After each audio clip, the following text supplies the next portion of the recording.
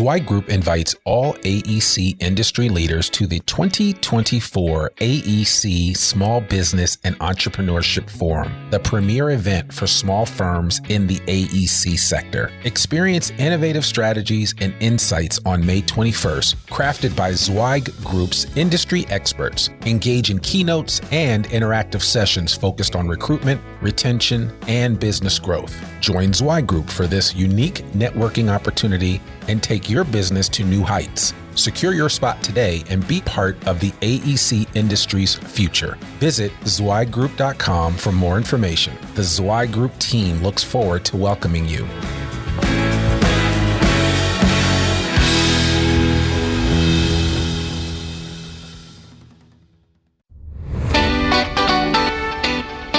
Welcome to the Zweig Letter Podcast, putting architectural, engineering, planning, and environmental consulting advice and guidance in your ear. Zweig Group's team of experts have spent more than 3 decades elevating the industry by helping AEP and environmental consulting firms thrive. And these podcasts deliver invaluable management, industry, client, marketing, and HR advice directly to you, free of charge. The Zweig Letter Podcasts, elevating the design industry one episode at a time.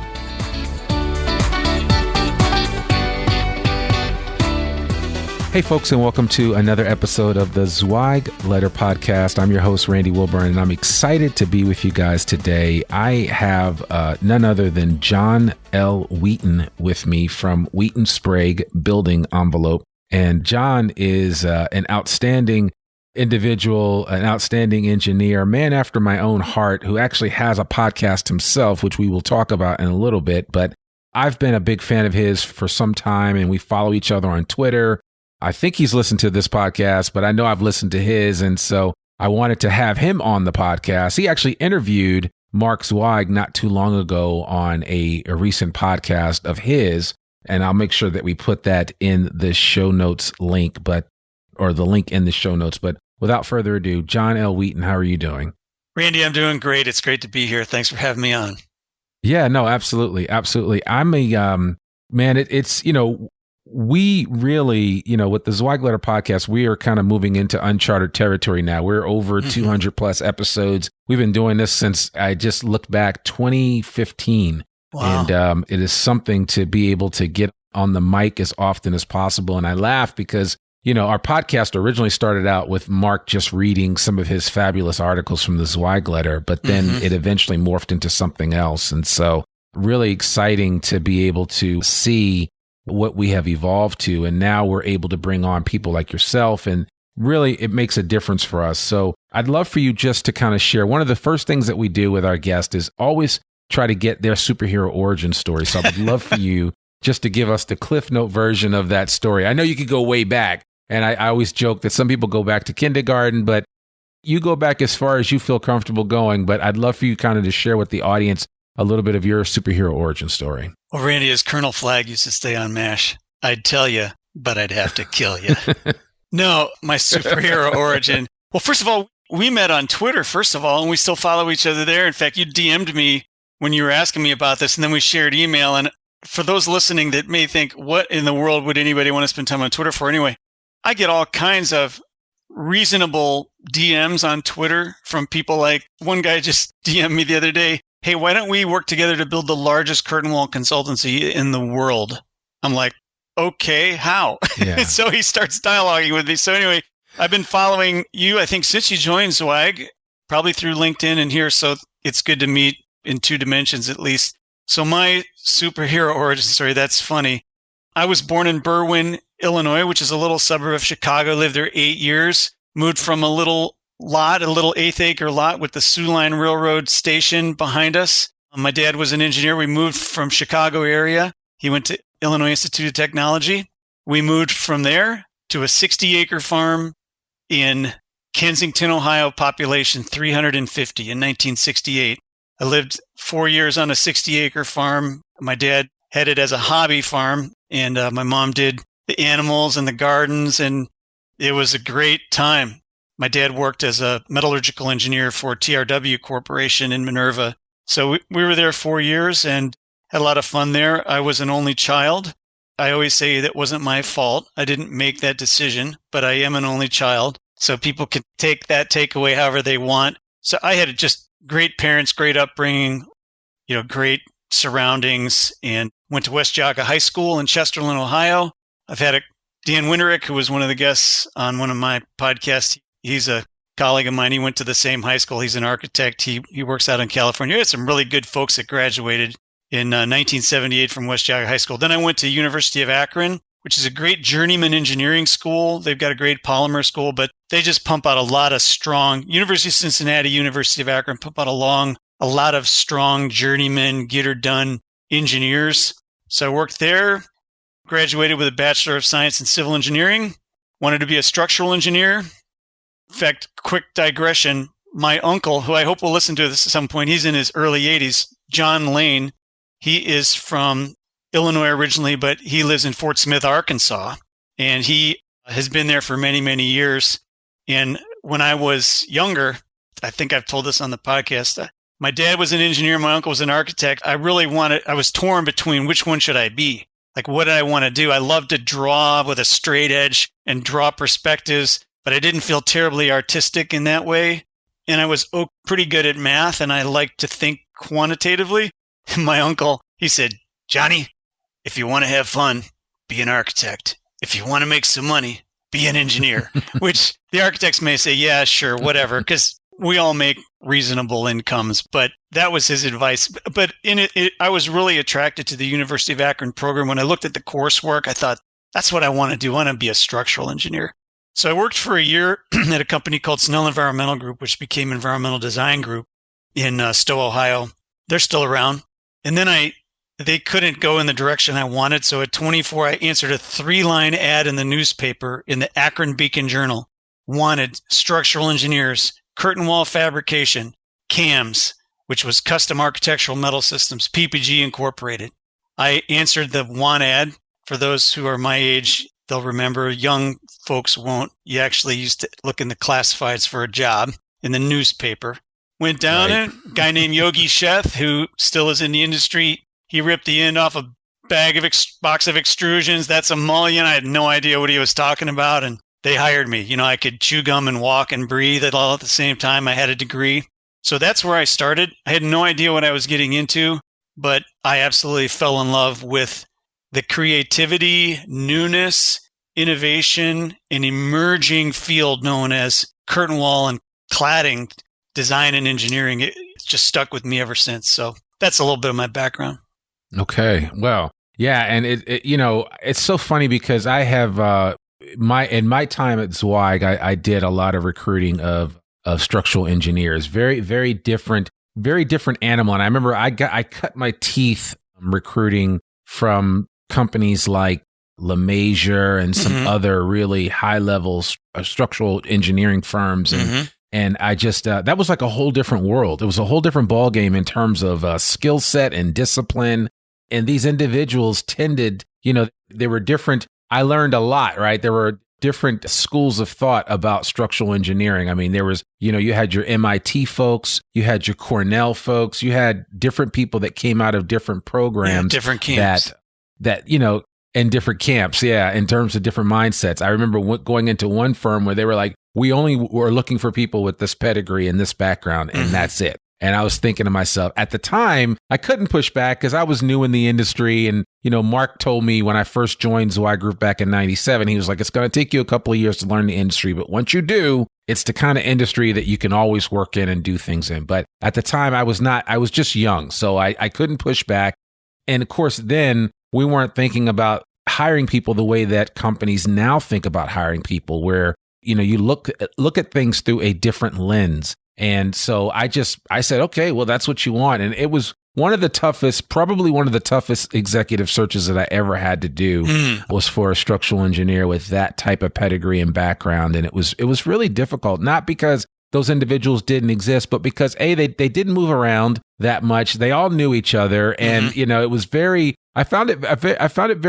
was very difficult, but it also taught me a lot about executive search, especially in the AEC space, and the kind of time and effort that you have to put into it. And the other thing is that people that are really good at what they do, they know other people that are like them. So Well I picked said. up a lot from that, and it was really It was a real education for me, a real eye opener. So it took me forever to fill that position, but we did fill it. And I don't know that I ever actively went out to seek out another high level structural search like that, because it was really difficult. And I have a different level of appreciation for structural engineers, more so than I do just about any other engineer in the design industry space. Yeah, and I'm not saying that just to gas your head. I'm just saying that it's just what it is. I mean, it was just been my experience. So yeah.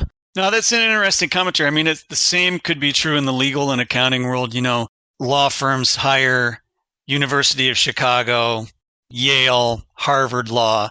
Finance people on Wall Street, they're not going to come to Valparaiso or the University of Akron. They're going to hire people in a certain category from Ivy League, and then there's other categories. But yeah, I think for me, I'm a pragmatist. I am not an academic. I'm a journeyman, and I like structural engineering, but for me, structural engineering is a means to a greater end. And the means to the greater end is, how does that inform me and help support the value that I can provide in the marketplace in the form of saving on material, saving on our clients on material, on installation, on ease of working relationship. I've migrated more to kind of, I would say, an executive level design professional, which is normal for somebody of my age and time in their industry. But I like more of the holistic side. I love the architectural engineering. Actually, without really knowing it, my path that God led me on really allowed me to be a structural engineer in a architecturally oriented business that helped kind of push both buttons, trip both levers at the same time. So I love the fact that we work with folks on both sides, and we can help people achieve the vision of what they want their building to look like. Yeah, no, without a doubt. And I like that fact. And I know a lot of structural engineers that, obviously you have to work well with architects. I mean, you have to work well with so many different disciplines in order to get the job done. And let's face it, if you're building anything with any verticality to it, you need a structural engineer on your team in order to get things done. I'd love to find out, John, because there's so many things I want to talk to you about, and we may have to make this a two-parter, or we may have to bring you back to talk about some other stuff. But I would love to find out, at what point did you decide that, I like working for somebody else, but I want to hang out my own shingle. I want to kind of do something on my own as opposed to working for somebody else. When did you kind of make that mental shift, and what did that look like for you? Yeah, boy, that's a good one. Yeah, so I was pretty focused early on in learning my craft and trade. I went to MK Architectural Metal. So I was at PPG's Custom Architectural Metals division, and I had to move on from there. And actually, there was a point in my life. Let me give you a little bit of a roundabout answer so you know a little bit more about who I am. So there was a point in my life where I just really made a definite decision to follow Christ in my life, to put my faith in Christ and Jesus Christ.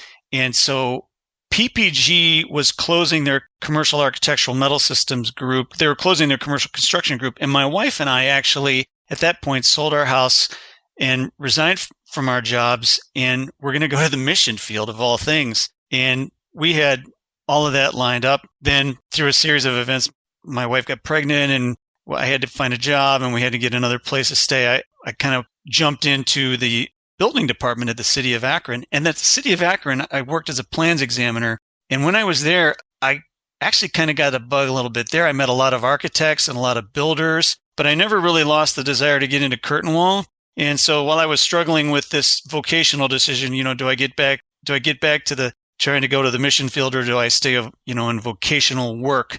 I went to work for my old boss from PPG at MK Architectural Metal, which is a custom architectural metal fabricator in North Canton, Ohio. And I worked there 5 years as a staff engineer. And there I met a ton of people. Like I met a bunch of really future clients. And so that I think is where I started to learn that my services were in demand.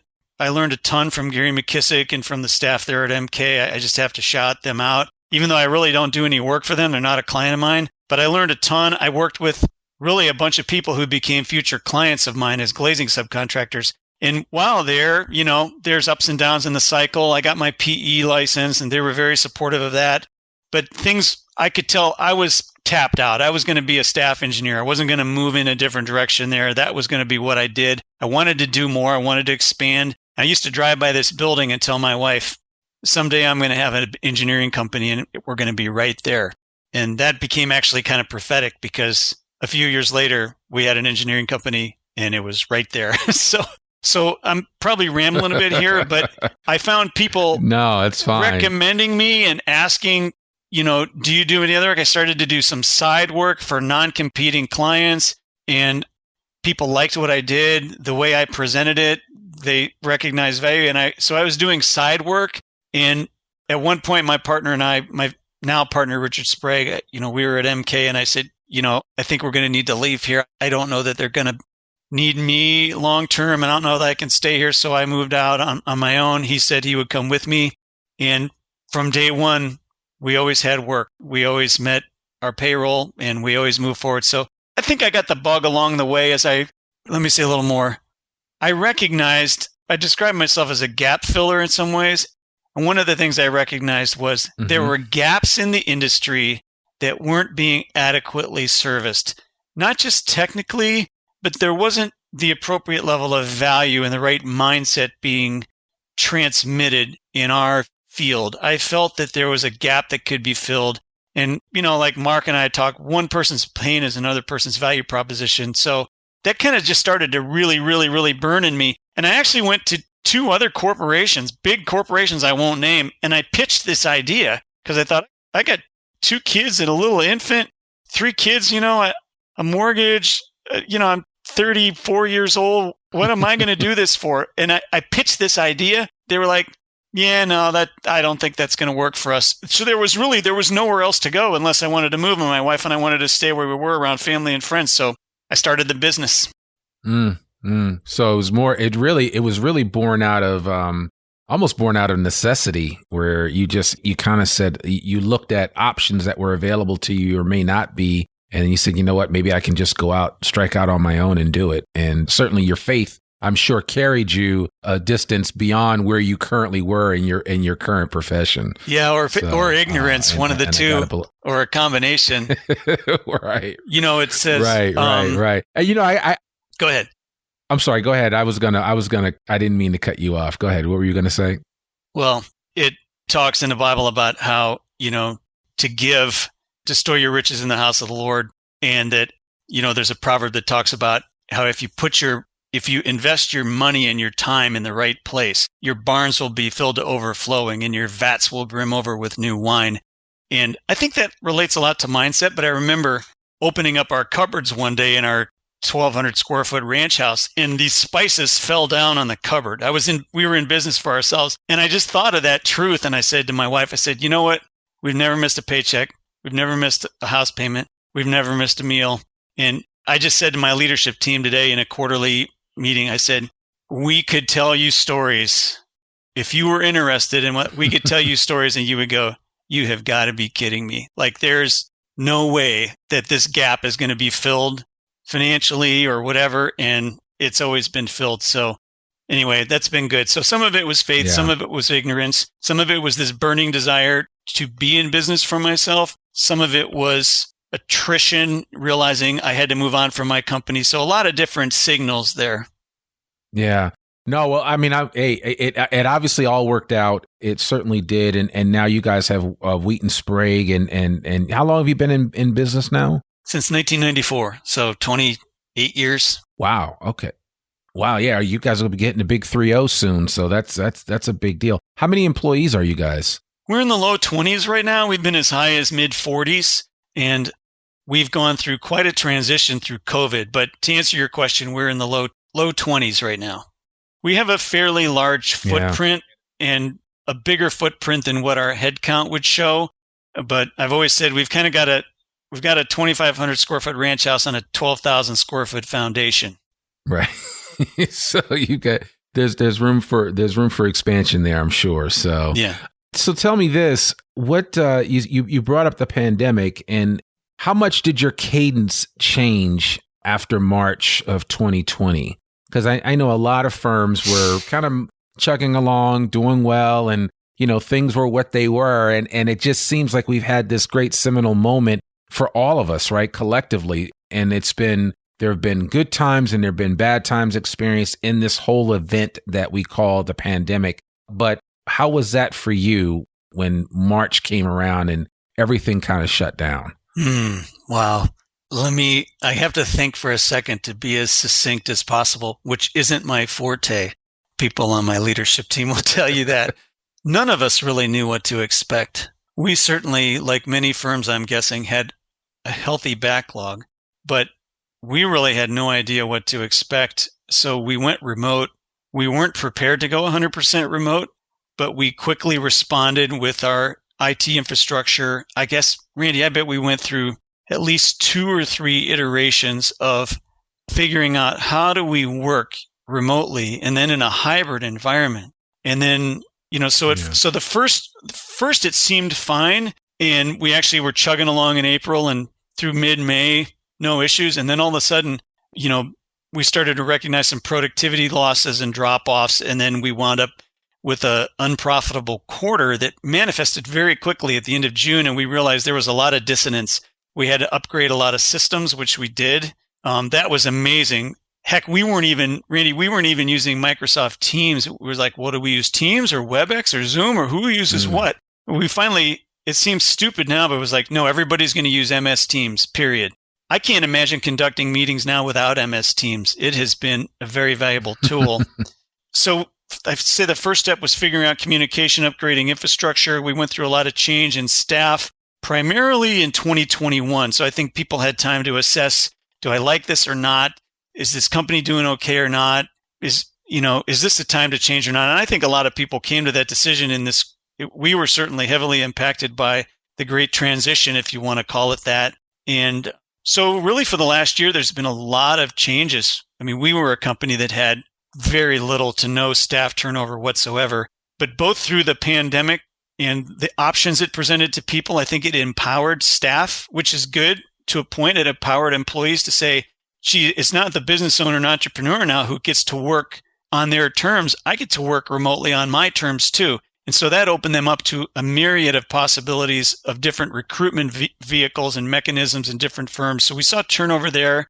And then it really caused us to reorganize the business around the entrepreneurial operating system, EOS. We started that. My partner and I made that commitment last June. We started it kind of with our preliminary team in August. And so there's been some people that liked it, some people that didn't, some people that didn't believe in us, some people that did.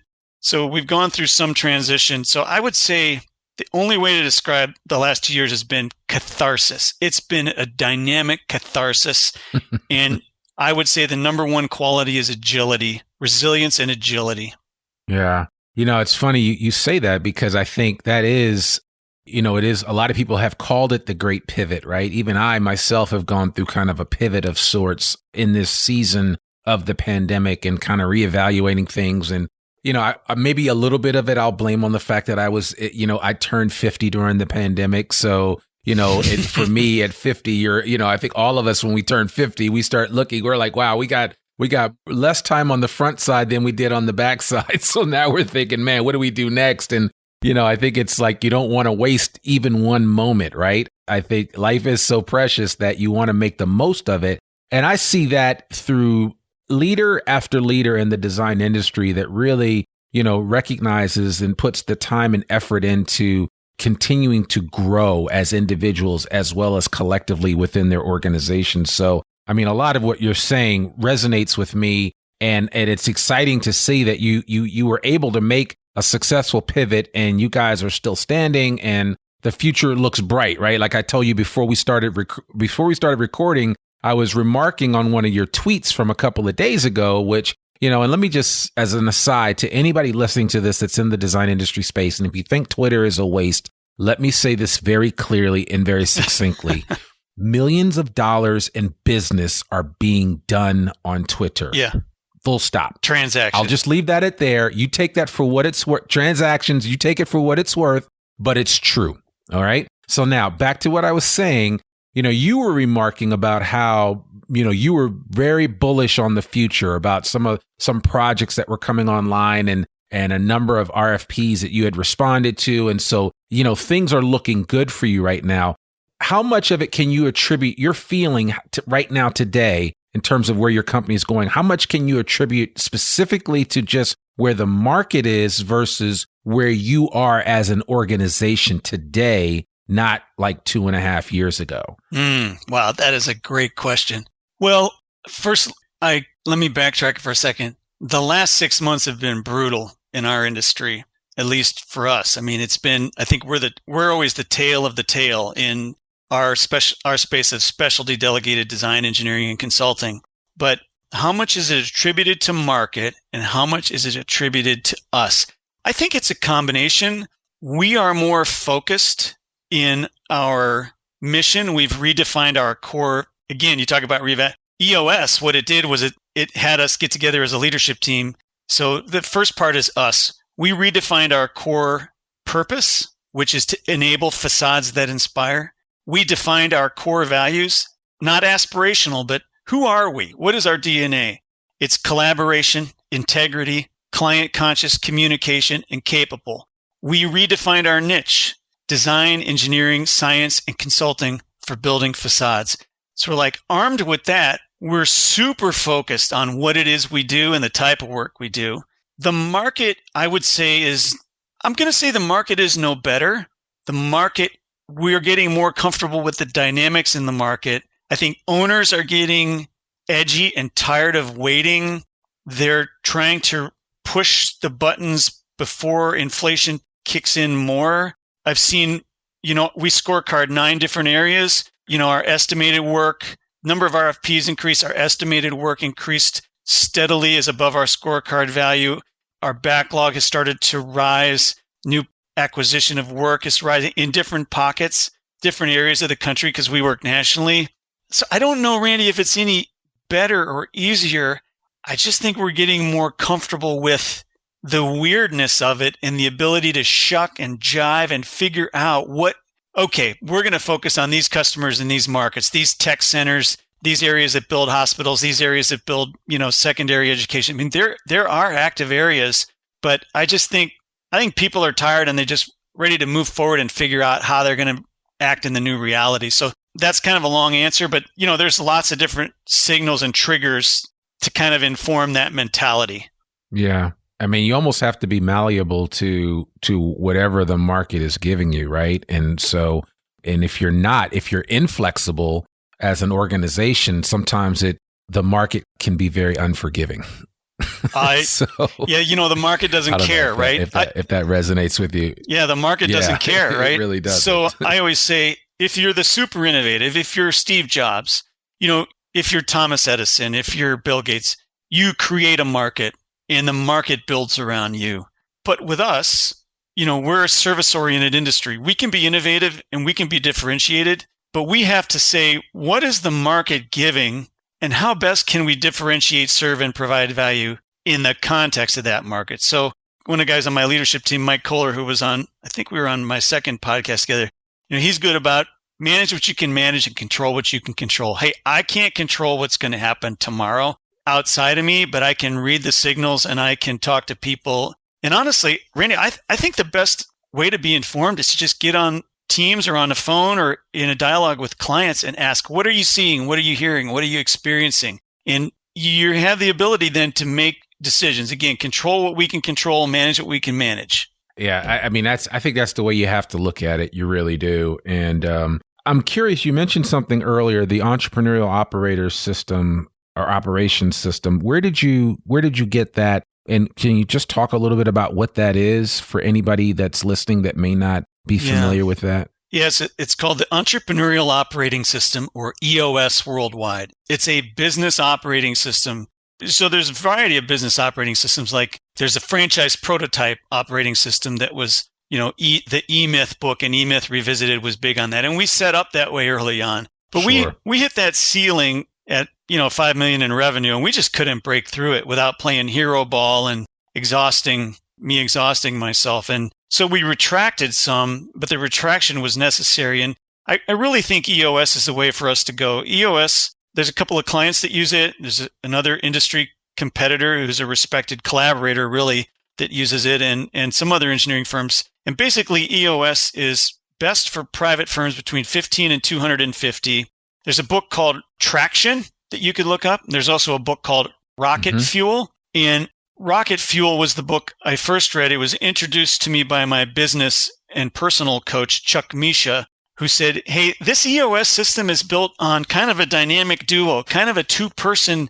It's best for private companies. It's really built on a visionary integrator relationship with a leadership team. And I think what it would do is it would help protect your firm from your visionary ideas and constant tinkering and changing by filtering your vision through an integrator who's like a COO type, your partner, and put in a leadership team that can execute the mission of the business and free you to kind of go explore new paths. So I think, we're still working through it. It's expensive. It takes time. It's difficult. It requires a lot of candor. Some people get left behind.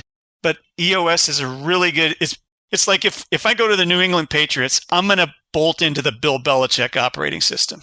And if I go to the San Francisco 49ers, I'm probably going to bolt into the Bill Walsh operating system. If you come to Wheaton Spray, you're going to bolt into the entrepreneurial operating system as defined by others. They basically say, if you plug into this, you define it this way, you're going to experience success. So that's what we're working through. Yeah, I like that. It's good. And it's funny because I'm a huge Michael Gerber fan with eMyth, but all that you're describing and talking about eMyth and EOS, these are just systems. Just system. Right? Yep. And if you put systems in place, proper systems in place, and follow them properly and adhere to whatever the tenets are of those systems for the level of success and outcome that you're looking for, you will find it. You will eventually find it, right? Yep. And so, yeah. And so, I mean, I remember the first time I ever read eMyth, it was just a mind-blown moment. I was like, oh my God, this is like so perfect. And he's so right. Yeah. And it's such a good book. I actually would recommend anybody to read that book for the foundational understanding of what Gerber represents in that. And then he has a book, eMyth Book Revisited. But yeah, I mean, and I think some people listening to this may need to check out the EOS system and check out these two books, Traction and Rocket Fuel, because a lot of times there are firms that I run across that sometimes seem to be running in mud and not quite getting to where they want to be. And they may be very good firms and the leadership may be well intended and well meaning, but they don't have a structure in place to get them to that next level. Yeah. And every organization needs to have some structure to get to that next level. You're so right. And, those listening to this that may have worked for us in the past, honestly, I know there's people that left because they're like, what are you guys doing? Leadership is necessary, but leadership is vulnerable. And when you lead any organization or any group, you're hung out there by the bungee cord, and everybody gets to see in a magnified way your successes and failures. And sometimes it drives people crazy. We were a little bit aimless trying to figure out how are we going to bring this to the next level. The franchise prototype worked great for us for many years. But what EOS allows, honestly, with all candor, what EOS mainly does is it puts constraints around the visionary. And those on my staff that are listening would know what the visionary does is like, I got a great idea. Let's do this. And then some other cool idea comes along and you go, hey, let's try this too. Let's try that. And they're like, what are we doing? And so it can really kind of become, hero with 100 workers, which that's not the model you want to follow. And what EOS does is it puts a constraint around the visionary. And it actually says to the visionary, you are not allowed to bring anything new outside of the core mission and purpose of the business without running that idea through your integrator, your COO. And if they say no, you have to be willing to submit to their no. You have to defer to them for the integrity of the business. And if he says, yeah, you bring it to the leadership team, and the leadership team gets to decide if it should be something that they want to incorporate or not into the business. And that is tough. That is. They should call that no squirrels allowed. You're right. So, Yes. Squirrel. I like that. I like that a lot. Yeah, exactly. Yeah. I love that book, Away. So, man, that you certainly are dropping some knowledge here on this.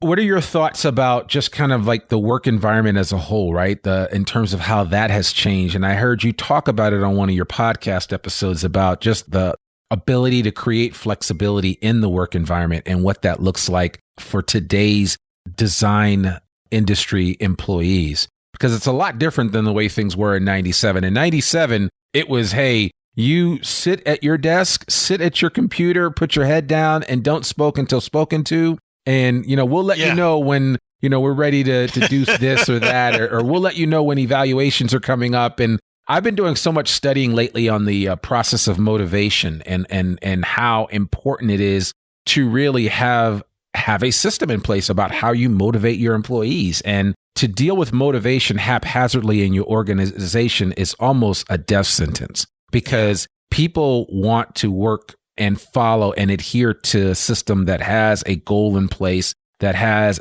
an outcome that they can, I like to say, taste, see, and touch. And I'd be curious to know how you've changed since the pandemic in terms of the flexibility in your work environment. And are you doing anything unique that you have discovered over the past couple of years has really helped and afforded you the opportunity to give everybody in your organization the freedom and flexibility that they need to be the best version of themselves while at Wheaton Sprague? And I know that's a mouthful, but no, that's good. I think you have a keen answer for this. So, boy, that is such a good question. Let me try to focus on the empowerment part of this question first, the staff question. COVID and the acceleration of how do we work in a remote hybrid or hybrid office environment, it's accelerated, it's empowered people in an accelerated fashion. Frankly, the jury is still out on whether it's all good or not. There's a lot of industry chatter behind the door as to, are we remote working ourselves into oblivion? Is it really, really good for people or not? But my clients don't care where we work from, what clothes we wear, what our office space looks like. They care about results and value. Period. End of story. Are you time constraining the deliverable, and are you getting me the work product I need? So the thing that's changed substantially for us, partly through attrition, and partly through choice, is we closed a brick and mortar office in North Carolina and a brick and mortar office in Minnesota. Partly that was through a couple resignations of key people, one who moved on to a pretty significant position with a client as a director of engineering, and another one who moved out of the industry, partly because he got bumped from the leadership, partly because he just wanted to make other choices. Fantastic man. And then we just decided, well, we had one person left up there and one person left in North Carolina, one person in Minnesota. So we closed 2 offices. So what we really did was we said, we're a national firm with an office in Connecticut and a headquarters in Northeast Ohio. And you are attached to either the Connecticut location or you're attached to the Ohio location in our national work. So we have we hired a guy, a senior engineer, PE, who lives in Columbus. He doesn't have to come into the office. We hired a consultant from Chicago that moved here over a year ago who lives 30 minutes away, and she's been in our office 2 or 3 times. She works out of her home, partly because of the nature of her work. Anyway, let me pull back and not ramble as much. So it's really changed the tone of our business. It's opened us up to a national recruiting pool in some ways, not every way. We still like some proximity, but it's given us more options. So that's the first piece. The unintended consequence, the thing that I'm most surprised with, is that I have gotten better. I never thought I would say this, Randy, but I've had more client meetings, more interactions with customers over Teams in virtual meeting than I could ever fit into a month or a year traveling. Now, there is a place to travel, especially with client prospects. If you can influence a room well, you're better off to be in person. But once you have an existing relationship, I find clients prefer to get on Teams. The other unintended consequence for me as a design professional is I can be way more productive now in a Bluebeam session on Teams, or just doing a QC review of a set of calculations or drawings in Bluebeam than I ever was on paper or in a room. And that has been the unintended consequence for me. I haven't touched a piece of paper. I mean, I can't, we don't send out paper anymore. We send out PDFs. So that's a long answer, but those are 2 of the significant pieces for me. Yeah, no, I can appreciate that. And I think we've all had to kind of embrace technology, right? The trees thank us for sure. But I think a lot of times there's just this whole, idea that, some things are best left translated or shared in different modes. Mm-hmm. And now we're finding that. I mean, the technology that you're mentioning, Microsoft Teams, I've noticed a lot of design firms are using that now, and Bluebeam.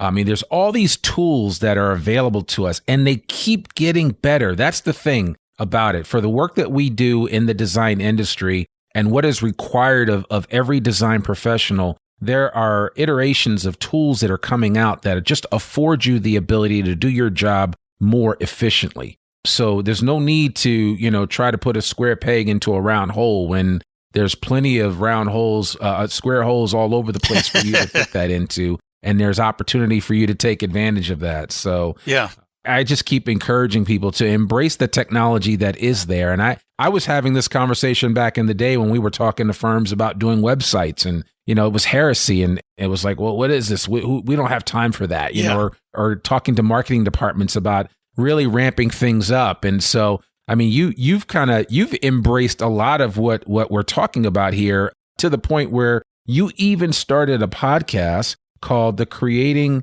Structure Podcast. And I'm curious because, I mean, this is something obviously near and dear to my heart as somebody that's produced more than 1,000 podcast episodes himself.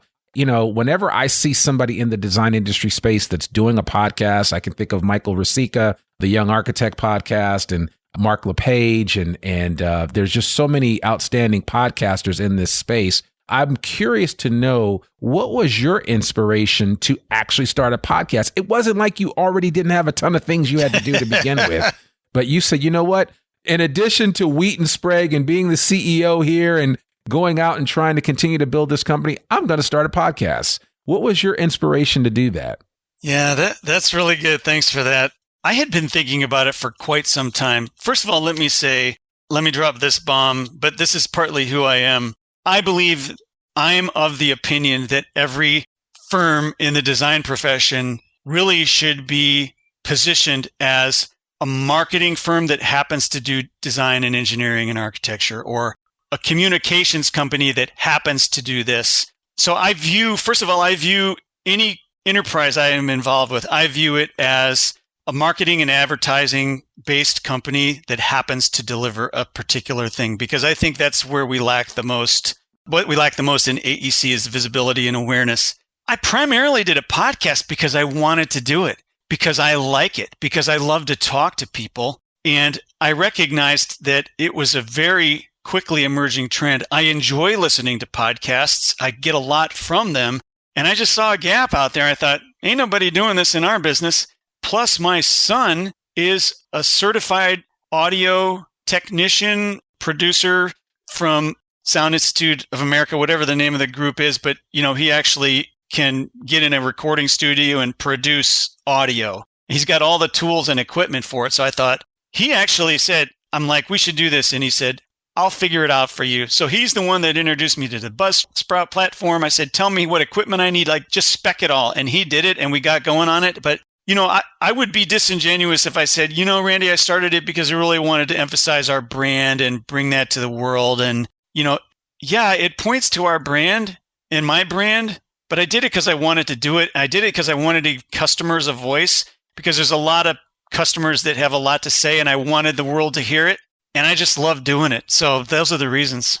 Yeah. So, this is a shameless plug here, but so what have you found? Because I get a lot of pushback from people in the design industry space that, hey, I don't know if the market's right for us to do a podcast. I'm just putting it out there. Everybody, every company, every organization, every business, for-profit, nonprofit, needs to have an aspect of their story told through voice, right? Yeah. Which is the medium that we're using now. This is the platform that we're using. Yep. We are using voice. You're listening to our voices, whether you're on a run, walking the dog, washing the dishes, in traffic, whatever, you're listening to our voices right now. It's one of the most intimate settings that you can create. Mm-hmm. It's a lot different than watching a video. It can be much different than reading a blog post or even reading a Twitter post. the bottom line is that the voice is so profound and it has such a natural connection. Mm-hmm. It's funny because as I started doing the Zweig Letter podcast, people would say, they act like they knew me, but it was just because they were listening to the podcast all the time and they heard my voice and they were like, we felt like well-worn friends. And I'm like, that's one of the unintended, really positive effects of a podcast. But I think that, what you're saying is so true, right? I mean, if you're a design firm, every client that you work with, they all have a story. Interview them, tell their story, learn more about them, understand their why. I mean, why did they do the things that they do? I mean, we've spent almost 45 minutes here with John talking about his why for Wheaton Sprague, but I mean, clearly he has kind of set it up where he's been able to have conversations. And I got to tell you this, there's not a person out there that doesn't like to talk about themselves. Yeah, absolutely. Period. So I tell people all the time, John, I've never been told, no, I don't want to be on your podcast. Sometimes it might be a timing issue, scheduling, stuff like that, where it's like, wait, yeah, I want to do it. I just got to find the right time. But no one has ever told me no. And that's the one thing that I sold to Mark and Chad when we originally wanted to start and do this podcast. I was like, listen, it's going to be valuable, let alone for the simple fact that we can get in front of potential clients and our current clients and maybe just build a better relationship with them in a different way. Because the heavy lifting is kind of really done by the person, conducting the interview, right? Because I've got to do all the prep and all this other stuff. You just have to show up and talk. Yeah. And you don't have to worry about anything else. You don't have to write 600 to 1,000 words and have it proofed and go back for 3 or 4 edits and all that stuff. You just have to show up and talk and go from there. And if you're in front of the right interviewer, you can really be made to look great.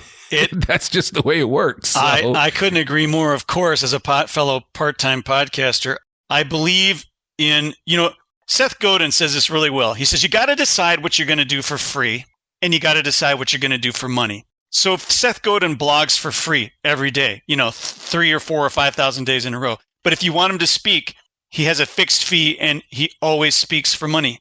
I podcast for free because I want to put value into the marketplace. And I am so gratified. I do it for me and for us and for the company. I tie it into the company. But I've been so gratified. I've had people send me notes of encouragement. I list, hey, John, I'm so-and-so. You don't know me. Literally, this message, my son was on your podcast. I never heard clearly what he really did until you framed it on the podcast and let him tell his story. I understand it better. Thank you for putting my son in the limelight. I had a guy say to me, I was looking for something. I didn't know what it was, and I stumbled on Creating Structure Podcast, and I found it. It is exactly what I wanted. It's exactly what I want to have. But let me echo your statement, but let me make it even bigger. As the world gets flatter and technology gets more accessible, if we as design firm professionals, if we do not have a focus on telling our story through print, through website, through video, through audio, there are fewer and fewer ways to differentiate. And I'm going to frame it as a no-oriented statement. Go ahead. Please don't start your podcast. Don't blog. Forget about it. Because as AI and technology gets more and more sophisticated, some of what we do will no longer exist. But there will always be a story to tell, and there will always be value to give to the marketplace, and there will always be some things to do, whether statutorily required or whether because a client wants a cool thing. But please don't podcast because there's so much power to it. It just leverages those other companies in a more powerful way. Again, however you tell your story, it has to be told. Yeah, it does. It really does. And I thank you for that because, I mean, you obviously, I'm the choir. You're preaching to me. I mean, it's just, it's easy. And I tell people this all the time. So it's just one of those things where, hey, you need to be uncomfortable for a minute and just try it out because you'll find that, oh my gosh, this is a lot easier. And it's almost therapeutic is what I've heard clients say. And everybody that has, that I've worked with and actually done podcasts for them, because I do some external and internal podcasting for other companies. But, a lot of what I've done was based out of and born out of what I'm doing here with the Zweig Letter Podcast, because the goal with the Zweig Letter Podcast is to extend the brand out externally to the world and tell them what we're all about. Not everybody knows who Mark Zweig or Chad Kleinens or Jamie Claire Kaiser are. Yeah. And that's fine. Not everybody's going to know them. I mean, that's just the way life is. Not everybody's going to know John L. Wheaton, but there's a chance that you could get your information out there into the nether regions and the interwebs and the way things are nowadays, where Google is now parsing and allowing you to search audio. And because of that, in the next few years, when you do searches, a lot of this information is going to come up, and it's already coming up. Yeah, so you're right. I just think people need to kind of think of it differently. That's all. Yeah. And again, I don't want to beat. This is my drum that I beat every day. But yeah. I'm telling you, anybody listening to this that's even halfway on the fence or kind of thinking about it, just do it. Just try it out. Yeah. And you'll see the benefits of it. If nothing else, you'll get to know some of your clients better, and you can tell your story. And the other thing, Randy, I agree. The other thing because in the end, we have a lot to do, right, as design professionals and as leaders of design professional firms. And in the end, we've got to book work, get work done, bill revenue, create work in progress, make a profit, retain staff. There's all these things. But the podcast piece, it has this therapeutic element to it.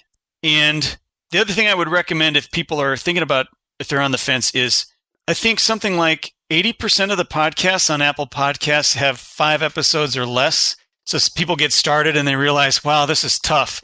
Have a topic, have a focus, have a guest list, have somebody to produce the audio content, have a platform, because it's really, as you mentioned, Randy, as an interviewer, it's you're emotionally fatigued at the end of a podcast. You build that emotional muscle, but I wouldn't want somebody to start a podcast. I can't tell you how many I see people say, I'm going to start a podcast. You never hear from them after 1 or 2 or 4. I don't want to ever start anything that I don't want to keep going. So we're on podcast 31. We're ready to start probably season 3, but season 1 just went on for a year and 3/4. So get it in the queue, and you got to keep at it for at least a year and see how it goes. Yeah, no, I agree with that 100%. And you're right. It is. Most people do hit pod fade, and we hear a lot of stories. There may be 2 million plus podcast shows on Apple Podcasts, but I think actively there's like less than 450,000 active podcasts, and those would be podcasts that are recording with some regularity in terms of the cadence of when they produce a show. But yeah, you're absolutely right. You want everything that you said is 100% spot on. And then I would go one step further and say, you want to probably have 10 episodes worth of content ready to go at the start, because then that will get you over that hump. And actually, it's easier to create that content. It's easier than you think. So take that for what it's worth. And I do want to encourage people to well, John, that's easy for you. You've been doing this for 30 years, and it's nice that you can do a podcast, but I don't have time. Hey, I still participate in leadership team meetings. I still help lead an engineering group. I still review and seal calculations. I still review QC reports. I write a lot of proposals. I engage with a lot of customers. The podcast is a side gig. I just do that and blogging as a side gig because I like it and all the things I said before. So it is what it is. We have to run our businesses. That business comes first. The devotion to that business and the people in that business come first. So it's just a question of what are our priorities. That's all.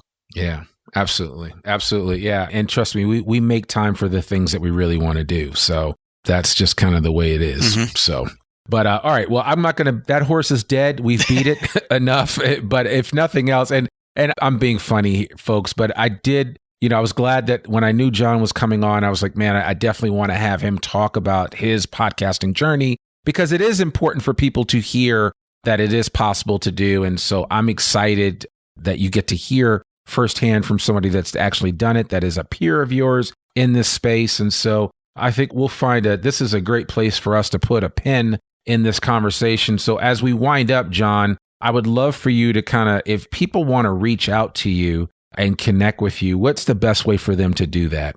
Well, I try to put as many, you follow me and we follow each other on Instagram and Twitter and a variety of places. My philosophy is to have as many potential channels as possible through which to communicate with somebody. You can communicate with me by Pony Express for all I care, whatever floats your boat. But if you're not connected to me, you can connect with me on LinkedIn. That's probably the primary place. LinkedIn's very underrated. That's a whole other conversation. But you can connect with me on LinkedIn, John Wheaton, PE Lead AP. You can connect with me on Twitter, and you can communicate with me there. You can connect with me on Instagram, or you can connect with the company on LinkedIn, Twitter, Facebook, Instagram. I keep Facebook kind of reserved for my, quote, living room. I don't usually connect with business folks unless they're friends on Facebook. So yeah, you can communicate with me in all those ways. And my company email is in my LinkedIn profile. So yeah, those are good ways to communicate. Well, that's perfect. And we'll make sure we put all of that in the show notes so you guys know how to connect with John moving forward. And certainly he is somebody worth following, somebody worth connecting to. If you ever have a question, I'm sure he'll be happy to oblige you with an answer. And he's just doing good work and good business with Wheaton Sprague out there in Ohio. So John, thank you so much for joining us on the Zweig Letter Podcast. We really appreciate it. And we're going to have to rewind this and do it again. And I already have some ideas of some things we could talk about. But I appreciate that. Thank you for coming on. You're welcome. It's been a pleasure. And thanks for that. I'll look forward. Anytime you want to schedule something, let me know. Absolutely.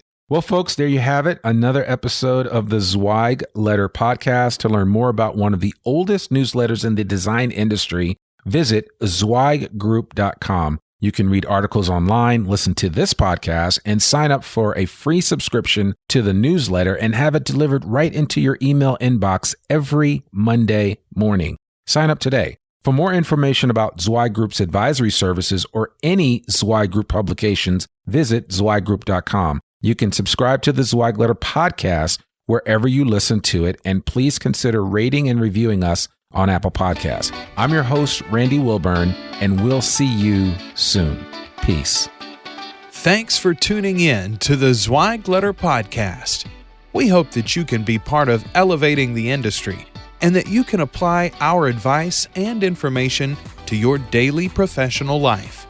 For a free digital subscription to the Zweig Letter, please visit thezweigletter.com/subscribe to gain more wisdom and inspiration, in addition to information about leadership, finance, HR, and marketing your firm. Subscribe today.